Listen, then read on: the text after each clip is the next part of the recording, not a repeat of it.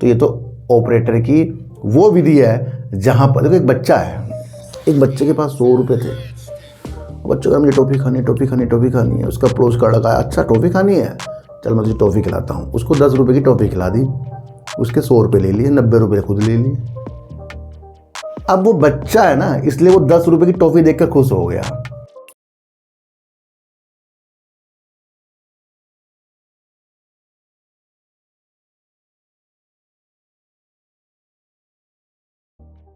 नमस्कार, मैं स्वागत करता हूं आपका अपने ही चैनल पर जिसका नाम है सार्थक। बाजार से दो बड़ी सरकारी रेलवे की कंपनी, दोनों इंफ्रास्ट्रक्चर पे अच्छा वर्क करती है, इरको इंटरनेशनल और दूसरी RVNL, और दोनों के मर्जर की एक न्यूज़ है, प्रस्तावित न्यूज़ है, कंफर्म न्यूज़ नहीं है, प्रस्ताव भेजा गया है उसकी न्यूज़ है।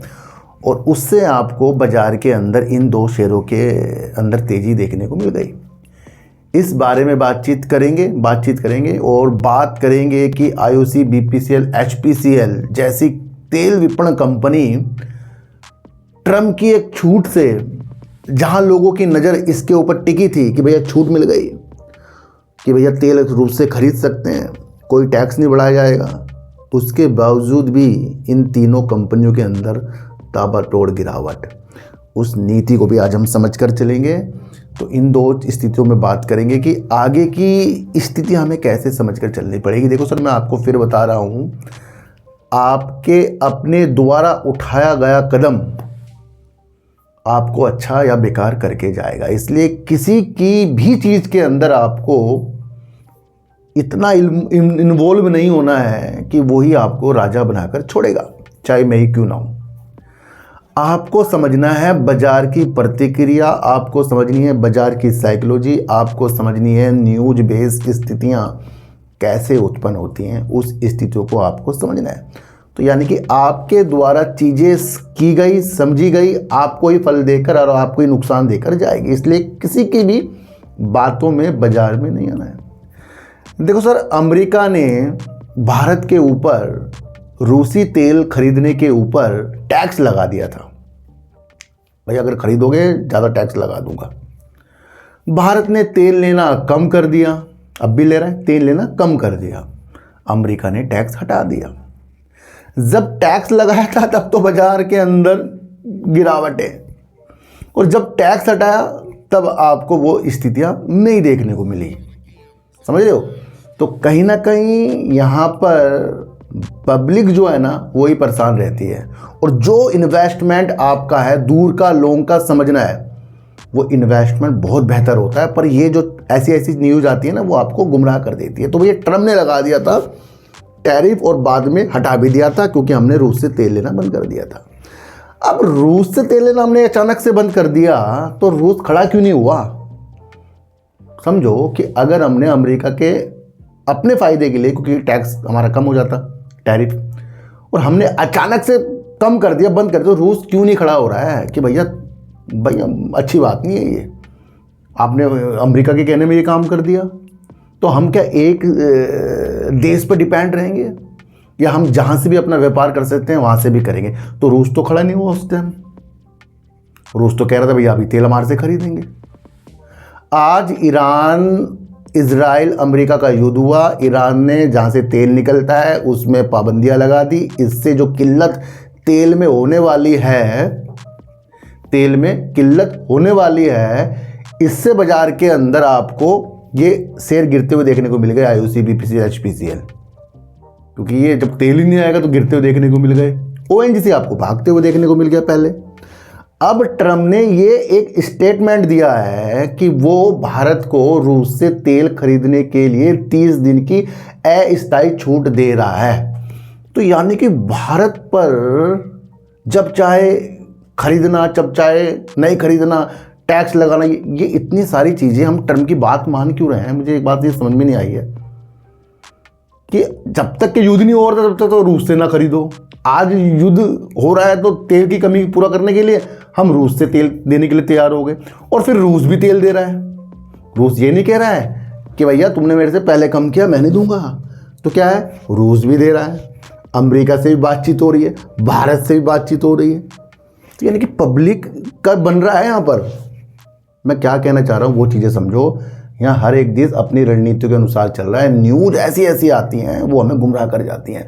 ना हमारा संबंध रूस से बिगड़ा, ना ईरान से बिगड़ा, ना अमेरिका से बिगड़ा। जब हमने तेल लेना रूस से कम कर दिया, रूस खड़ा नहीं हुआ ना, और आज वो तेल भी दे रहा है। और अमेरिका ने 30 दिन की स्थायी छूट भी दे दी। तब भी उसके बाद IOC, BPCL, HPCL जो तेल आयात करती है, लाखों बैरल हम तेल आयात कर रहे हैं, उसके बाद भी तेजी क्यों नहीं? क्योंकि जनता ने ये न्यूज़ देखी कि छूट मिल गई और जनता खरीदने के लिए बढ़ गई। फिर क्या होता है, ऑपरेटर आ जाते हैं। मैं आपको वो स्थितियाँ तक ले जाने की कोशिश कर रहा हूँ जो कुछ लोग सोच भी नहीं सकते, क्योंकि कुछ लोग गिरावट और उछाल की परिस्थितियों को नहीं समझते। वो घुसते हैं अंदर, निकलते हैं बाहर। यहाँ तेल वाली कंपनी, मैं आपको फिर बता रहा हूँ, मजबूत है। चाहे गिरावट हो रही है, चाहे उछाल हो रही है, मजबूत है। चाहे ये तेल हम खरीदे ना खरीदे तब भी मजबूत है, क्योंकि तेल डलवाओगे कहाँ से पेट्रोल? फिर आप सोचो, युद्ध में कुछ स्थितियां थोड़ी देर के लिए विघन हो सकता है, बाद में नहीं हो सकता। तो अमेरिका ने कहा 30 दिन की छूट दे दी। तो ये लगता नहीं कि अमेरिका हमें कह रहा है कि ये खरीदो ना खरीदो, वो करो ये ना करो। ये स्थिति आपके सामने आई, पर ये क्यों तेजी नहीं आई? एक तो ये 30 दिन का है, 30 दिन का अस्थायी है। अब ये समझो कि रूस भी यहाँ फायदा उठा रहा है। अब रूस की एक न्यूज़ देख लो भैया, क्या कह रहा है वो। रूस ने जो फायदा उठाया है मैं आपको बताता हूं। कोई छूट नहीं। अगर हम इतना लाखों बैरल तेल खरीद रहे हैं, शुरू कर रहे हैं हम, और वो मार्च से, समझो, मार्च से अप्रैल की शुरुआत में भारतीय बंदरगाह में उपलब्ध होगा। अभी नहीं है, वो होगा। कोई छूट नहीं है। रूस से भारत को कच्चा तेल फिर से मिलने लगेगा, पर छूट नहीं है, कोई डिस्काउंट नहीं है, लेकिन अधिक कीमत पर। इजराइल ईरान का युद्ध हो रहा है। अमेरिका ने कह तो दिया तेल खरीद लो, पर अमेरिका ने ये भी कहना था कि भैया थोड़ा सा डिस्काउंट दे दो, पर अमेरिका ने ये नहीं बोला तेल खरीद लो। अब भी मैं आपको बताऊं तो भारत को $4 से $5 प्रति बैरल के प्रीमियम पर बेचे जा रहे हैं रूसी तेल। यानी कि जहां हमने फरवरी में देखा कि $13 प्रति बैरल की छूट दी गई थी, वहां ये अचानक फंसा हुआ जो तेल है, ये वो तेल है भैया जो समुद्री में फंसा हुआ है। अब हम समुद्र में फंसे हुए तेल का आयात करेंगे डोनाल्ड ट्रंप के कहने पर हमारे भारत को ये भी तो देखना था कि हम वो फंसा हुआ तेल मांग रहे हैं जो उसका समुद्र में फंसा हुआ है। तो यानी कि हाँ, भारत को भी तेल चाहिए, रूस को भी अपना तेल बेचना है, क्योंकि वो ये सिर्फ समुद्र में जो तेल फंसे उसके लिए चीज़ें हो रही है। और उसके बाद भी हम 4 से 5 रुपये एक्स्ट्रा दे रहे हैं प्रीमियम। और जो हमने फरवरी में जो तेल उतरा था हमारा, उसमें 13 प्रति बैरल की छूट दी गई थी। तो यानी कि हम पहले भी तेल खरीद रहे थे रूस से, अब ये वो तेल खरीद रहे जो उसका समुद्र में फंस गया है। यानी कि हम कहीं ना कहीं रूस का सहारा ही दे रहे हैं, उसको फ़ायदा ही दे रहे हैं। पर बात आ गई यहाँ अमेरिका की, अमेरिका ने कहा छूट है। तो ये वो कारण है जिससे आपको देखने को मिला कि एक तो हमें डिस्काउंट में तेल नहीं मिला, इसलिए आपको ये गिरावट देखने को मिली, जो पहले हमें डिस्काउंट मिल रहा था। और लाखों बैरल जो हम तेल खरीद रहे हैं, वो अब हम 4 से 5 रुपये प्रति बैरल के हिसाब से वहाँ एक्स्ट्रा प्रीमियम में हम दे रहे हैं। तो एक कारण ये है, समझो। तो ये तो होगी छोटे अवधि की चीज़ है, पर आपको लंबा से देखना है, लंबा समझना है। युद्ध हमेशा नहीं रहेगा, बाजार के अंदर तेल की मांग बढ़ेगी, और यही कंपनी है जो आज आपको इतनी गिरावट दिखा रही है, कल अच्छा हो जाएगी। बस आपको ये समझना है, बाकी और किसी दिशा में देखो। तो मैंने आपको क्लियर तरीके से ये चीज़ें समझा दी है। अब हम बात करेंगे इरकॉन इंटरनेशनल और आरवीएनएल। देखो, दोनों को समझाने से पहले मैं आपको एक चीज़ समझाना चाहूँगा, ये आपको समझना है। 336 रुपये का इरकॉन इंटरनेशनल का हाई था, आज बढ़कर कितना हुआ, 146 रुपये करीब का होगा। यानी कि 336 से 146 का शेयर आधे में शेयर है, समझ गए। दूसरा आरवीएनएल का अगर आप शेयर देखें तो 626 रुपये का हाई था, आज 285 है बढ़ने के बाद। यहाँ चीज़ों को समझो, क्यों तेजी आई। एक शेयर जो गिरावट की ओर थे, एक न्यूज़ ने उसके अंदर पंख लगा दिए, पर पंख उसके लिए मानने होंगे जो खुश होता है बिना बात में, अरे मज़ा आ गया, भाग गया जी। पर जो टॉप नहीं देखता उसके लिए तो ये अच्छी चीज़ है। भागना उसके लिए अच्छी हो सकती है जो टॉप नहीं देख रहा है, पर उसके लिए कभी भी अच्छी नहीं हो सकती जो स्थितियों को समझ रहा है, जो देख रहा है कि 626 में अगर थोड़ा बहुत बढ़ गया तो ये तो ऑपरेटर की वो विधि है। जहाँ पर देखो, एक बच्चा है, एक बच्चे के पास 100 रुपये थे। बच्चों का मुझे टॉफ़ी खानी है। उसका पड़ोस का लड़का, अच्छा टॉफ़ी खानी है, चल मैं तुझे टॉफ़ी खिलाता हूँ। उसको 10 रुपये की टॉफ़ी खिला दी, उसके 100 रुपये ले लिए, 90 रुपये खुद ले लिए। अब वो बच्चा है ना, इसलिए वो 10 रुपये की टॉफ़ी देखकर खुश हो गया, पर समझदार होता ना तो वो 90 के लिए टेंशन ले लेता। तो हमें क्या बनना है? हमें समझदार होना है। तो ये जो तेज़ी होती है, ये एक वैल्यू दिखा रही है कि कहीं ना कहीं अगर आपकी दूर की स्थिति है तो ठीक है भैया, ये चीज़ें ठीक हो गई। पर अगर आप ये सोच रहे हो कि ये चीज़ें बहुत अच्छी हो गई, तो ये बिल्कुल भी अच्छी बात नहीं है। अब हम ये चीज़ मैंने आपको अलग तरीके से समझाई, तेज़ी के कारण, यानी कि एक लॉलीपॉप वाली स्थिति है। अब आप समझो कि क्या न्यूज़ है, क्या उससे इन कंपनियों को फ़ायदा है? वाकई फ़ायदा है, पर आज और कल में तो फ़ायदा नहीं है।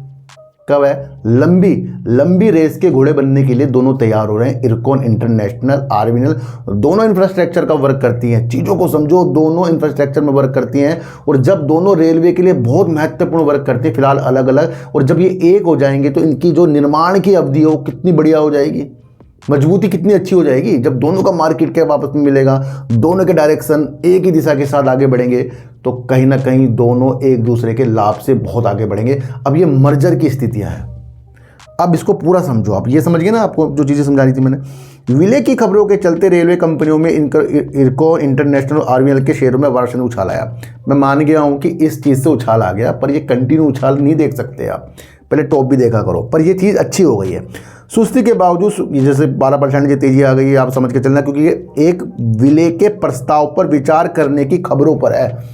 भैया ये प्रस्ताव भेजा जाएगा, उसके बाद ये पास होगा, उसके बाद दोनों मर्जर होंगे। कहानी लंबी है, पर ये अच्छी कहानी है। ऑनलाइन समाचार पोर्टल PSU कनेक्ट ने आधिकारिक सूत्रों का हवाला देते हुए बताया कि रेल मंत्रालय ने इरकॉन इंटरनेशनल आरवीएनएल में विलय का करने का औपचारिक प्रस्ताव रखा है। विलय के बाद एक बड़ी इकाई का निर्माण हो जाएगा, और ये आपको देखने को मिलेगा, जिसमें वित्त मंत्रालय, सार्वजनिक उद्यम विभाग और आर्थिक मामलों की कैबिनेट समिति से अनुमोदन शामिल है। यानी कि इस प्रस्ताव के बाद ये सारी चीज़ें होंगी जब इसके अंदर ये मंजूरी मिलेगी। तो ये लंबी बात होगी, पर ये अगर ये प्रस्ताव भेजा भी जा रहा है तब भी अच्छा है। पर मैं शेयर के गिरावट उछाल की स्थिति नहीं बता रहा हूँ, मैं आपको वो स्थितियाँ बता रहा हूँ जो आपको समझना चाहिए। आशा करता हूँ आज की साइकोलॉजी आपको समझ में आई होगी। तो समझेगा भी साइकोलॉजी की वही जिसके अंदर माइंड होगा, मैं आपको फिर बता रहा हूँ, तो समझेगा भी वही। और मैं यहाँ एक निर्माण कर रहा हूँ जहाँ आपको साइकोलॉजी मजबूत करनी है। आज की वीडियो आपको कैसे लगी एक बार फिर से मुझे बताना। मेरा कोई टेलीग्राम, कोई व्हाट्सएप ग्रुप नहीं है, ना ही आज तक मैंने बनाया है। तो सर सच्ची वीडियो देखिए, अच्छी वीडियो देखिए, समझ कर देखिए। चींटी को आटा दीजिए, गाय को रोटी दीजिए, और अपने बच्चों को ज़्यादा से ज़्यादा प्यार कीजिए, क्योंकि बच्चे ही आपकी मासूमियत से किस्मत पलटेंगे। तो फिर मिलेंगे आपसे नई वीडियो के साथ। जब तक के लिए नमस्कार।